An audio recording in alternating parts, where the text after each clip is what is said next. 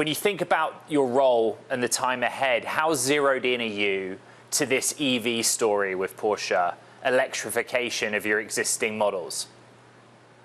And thanks for having me and having Porsche Cars North America here.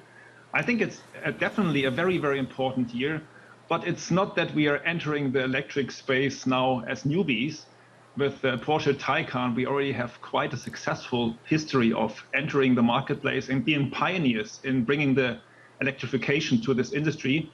And I think we are especially well prepared because the Porsche electric cars really feel like a Porsche has to feel. They are all about performance, about the looks, the whole DNA, and all of that in a practicality terms of package.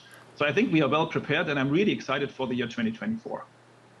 But you're also in a difficult spot, aren't you? Because you're going to have people that look at Taycan, the upcoming battery electric Macan, and then there are going to be those that like to drive the stick shift 83 Carrera with the whale tail, and they'll never buy an EV Timo.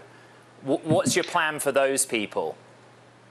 I think we are in the perfect position because we can cater to all of the customer needs. I think the Porsche brand has always been about offering the choice, this freedom, and to provide this opportunity to fulfill your dream. And I think this is what Porsche will always do, also in the future. So we can cater to the customers that, for example, are looking for an electric, very, very sporty SUV, like the Macan BEV, which has all the DNA of Porsche in it.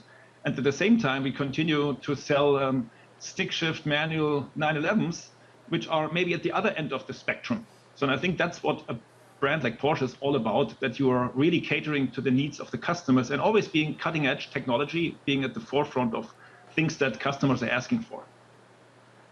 It is the eve of the big unveil of the BEV or e-Macan in Singapore.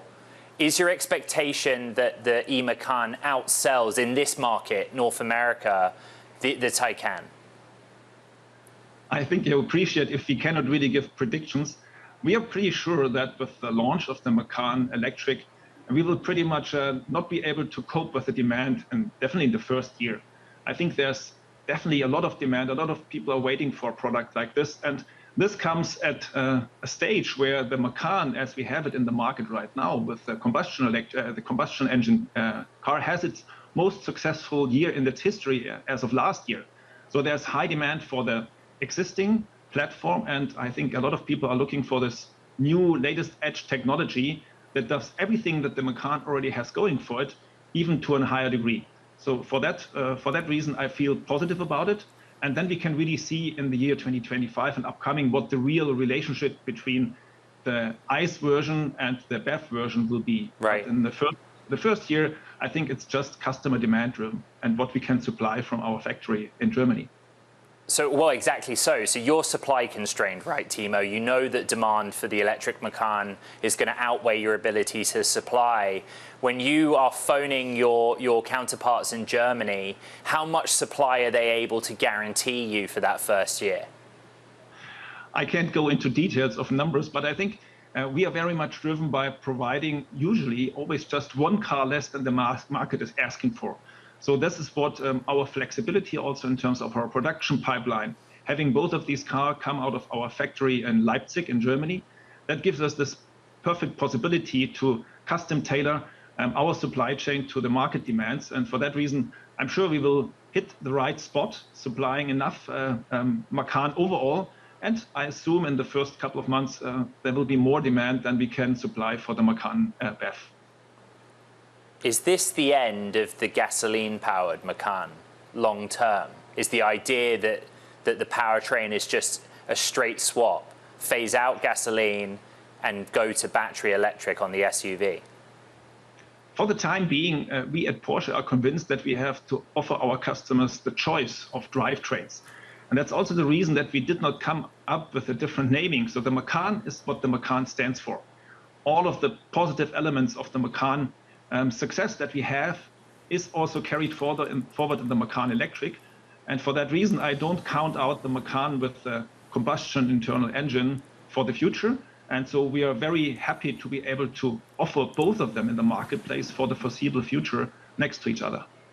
So you're an experienced executive in the world of automotive, right? BMW, now Porsche, but those are like the the legacy German names, right? And the market right now is fascinating. Look at something like Tesla's Cybertruck. You come into the role as CEO of Porsche Cars North America. When you look over your shoulder with the Macan coming, who are you worried about out there? Is it the Cybertruck? You know, it's a higher spec, expensive model in the first instance that goes to the high net worth individual or the big spender? Or are you worried about the electrified offerings from some of your German peers, like Mercedes, for example?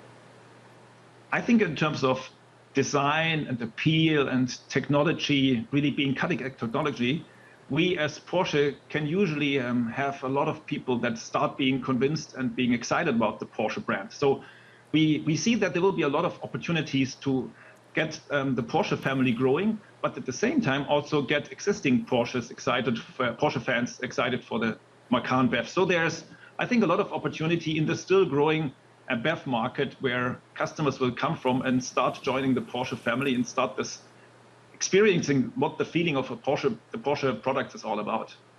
What does the data tell you about where you're taking market share in EV? Historically, are you taking it from the former Tesla Model S buyer, or is it that you're taking more share from historically combustion engine buyers? When we look at Taycan figures, we see that obviously we had, especially in the beginning when we started to launch the car in 2019, a very strong growth from within the Porsche family. That became a second or third car. And now we have seen that more and more, obviously also with the electrification, charging infrastructure growing, that more and more people start to use these cars, not just for the fun of this very powerful and instantaneous drivetrain, but they see its overall plus in terms of capabilities. And that is for us a reason to see that they will come from all different kind of sources, and we don't specifically just count on one of them being the major source. Timo, America was critically important to Porsche in 2023, in part because China's growth was decelerating. And I think Porsche has said 2024 is going to be difficult in China as well. What kind of pressure are you under to keep the growth going here in the United States, North America more broadly, when a key market like China is slowing down? Being responsible for the North American market, I would like to focus on these topics. But if you see the overall balance of distribution of sales of Porsche, I think the Porsche brand is perfectly balanced in terms of its international distribution of sales. So this is a really, let's say, great time to see that there is not such a huge dependency on the Chinese market as it might be for some other brands. And we see the brand being in a very good position. I think we have high desirability. You can see that in all different kind of studies. And for that reason, I also see good possibility to continue on this growth pattern of sustainable growth also here in the United States or in the North American market overall. So we will, I think, driven by customer demand, continue the success story. Elon Musk was talking this time a year ago about potential force majeure that could happen throughout the year and hit EV demand. Are you seeing yourself, Timo, as an Elon Musk in this EV space as you enter this new role as Porsche North America CEO, or you have a slightly different style in how you approach things? I wouldn't go any way close to making comparisons like that. I think Porsche has always been unique and it's in its own space. And I think that also holds true to the entire team, because it's not just me. I think it's the entire team of the Porsche Cars North America operations here in Atlanta at our headquarters, and especially in the field and in our, I think, very unique and extremely powerful dealership setup. We have 198 dealers across the United States. So I think we are uniquely positioned for future growth, and especially for a very demand-oriented growth, because I think that's at the end what is driving and also keep making sure that the Porsche brand always will stay true to itself. I think it's this very unique connection between our customers and the brand.